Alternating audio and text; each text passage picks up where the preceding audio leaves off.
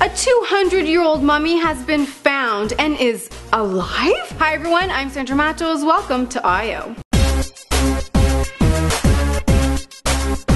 First up, I want to know, if you could live in any era, what year would you live in? Would you schmooze Marilyn Monroe in the 50s or wonder what Egypt was like before the pyramids went up? Let me know in the comments below. In Mongolia, a 200-year-old mummy was found wrapped in cattle skin. The mummy is a Buddhist monk that at first forensic experts believed he died 200 years ago. It's speculated that this mummy may have been a meditative teacher of Lama Dashi Dorzo Etobicoke. Isn't this cool? Hit that like button if you think so. This mummy first made headlines at the beginning of the year, and now it's making headlines again after a Buddhist expert believes that this mummy person wrapped in there is still alive. It's speculated that the mummified body is in a deep state of meditation, and that he is only a single step away from total enlightenment. High-rank monks attempt to enter a higher state of meditation. This is when the person meditating has their heart rate slow down so much that it is so faint you could barely detect it,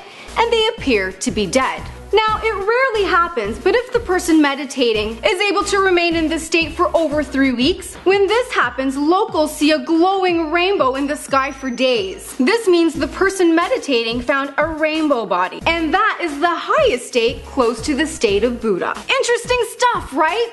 For more on this story and other stories, check out our I.O. website. The link is in the description box below. I'm Sandra Matos. You can follow me on Instagram and Twitter at Tenacious Matos. Thanks for watching me on I.O.